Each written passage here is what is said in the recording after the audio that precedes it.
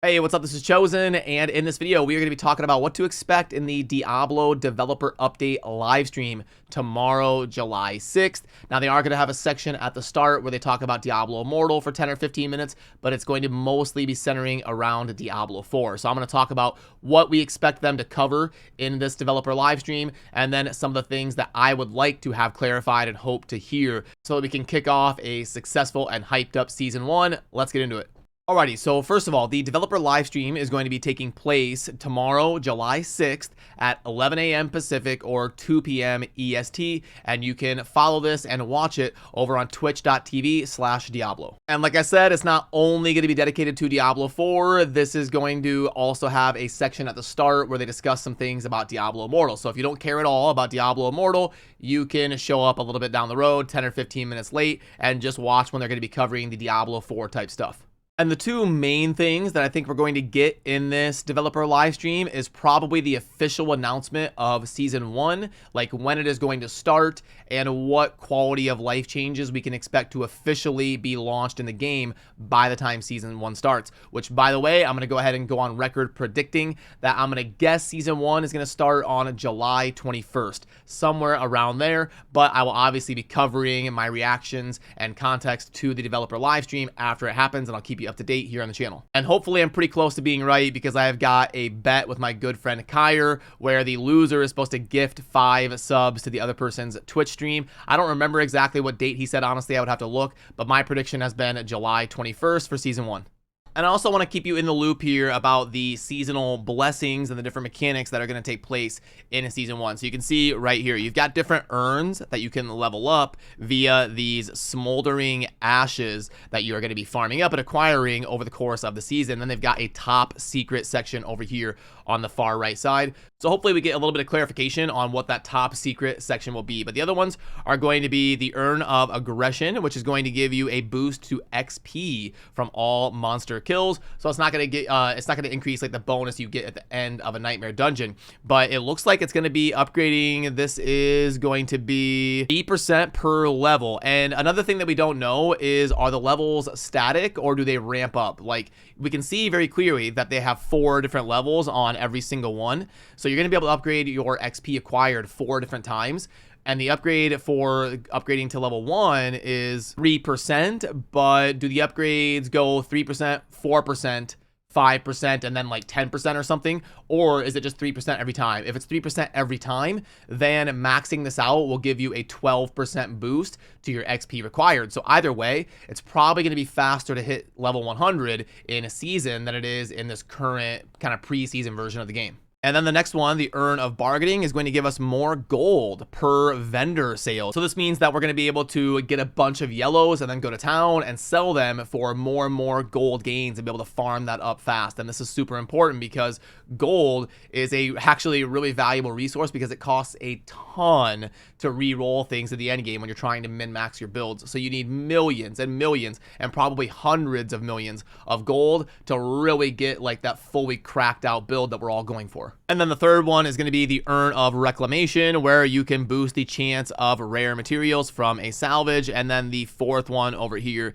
is a boost to the duration of all elixirs. So I do like that. That's a cool one to boost up for sure. And it looks like it's going to be pretty significant. 15, even just 15 times 4 is 60%. So we're getting some pretty good boosts here to gold, XP, elixirs, and salvage materials. And then top secret. So what would be some really cool ones for top secret? They would probably want that to be one of the more hyped up ones. It would be kind of lame if the top secret one was the lamest of all 5 of them. So it's probably going to be something like magic find or movement speed or something like extra stash tabs. That would obviously be amazing. So I bet the top secret one will be something worthwhile compared to the other ones, and hopefully we'll learn about it on the developer live stream.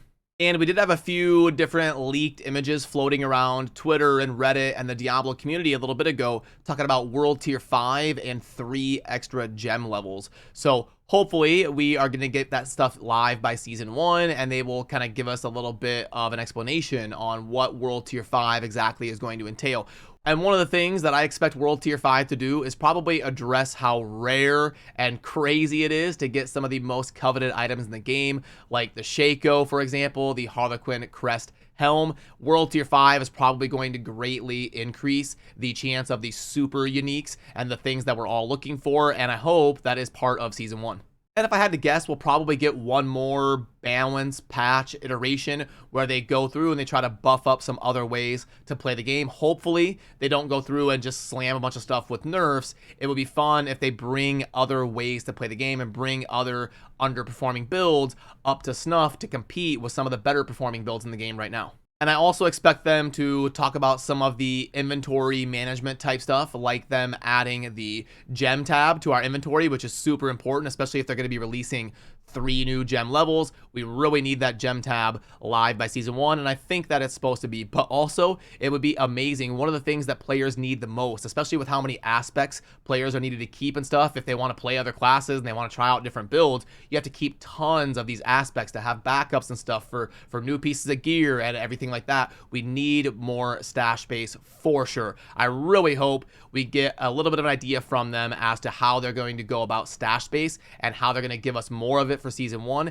They could even turn it into a gold sink. I don't care. Like, let us farm a ton of gold and spend it on stash tabs and let us earn it by playing the game. So really hoping they add the gem tab and some stash space by Season 1. And if they do things right, if they bring a few balance changes and they add a few quality of life stuff, if they genuinely make the game better by Season 1, I expect Season 1 to mostly be a success. We've seen Diablo 4 taking a little bit of a dip recently. The community sentiment has shifted a lot more towards the negative side of things. The honeymoon phase of the game is over. It was all massively positively received during the beta and during the first week or two of the game.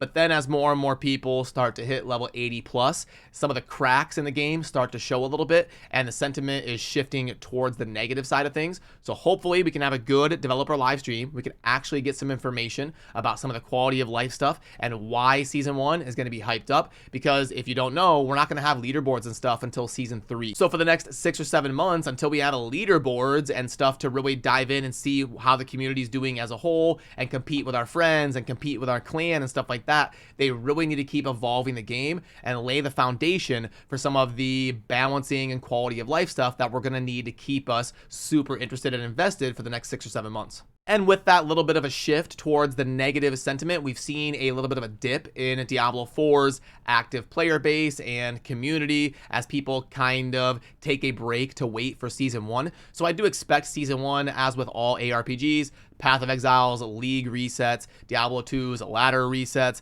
Diablo 3's season resets, we always see a little bit of a boost and a spike in popularity and attention around the game whenever there's a reset. So I do expect Season 1 to really kind of bring some people back and rejuvenate the Diablo 4 community. Will that last for a week or 2 months is yet to be seen, and then we'll see things kind of take a little bit of a break again as we wait for Season 2 and what they're going to be doing there. So yeah, I'm excited for the developer live stream update tomorrow, and I will obviously give you as much context and reaction after it happens here on the channel, so it would mean a lot to earn your subscription down below if you want to stay in the loop on everything happening with this update and everything else surrounding Diablo 4. I appreciate all of you. I will see you soon in the next video. Have a good rest of your day.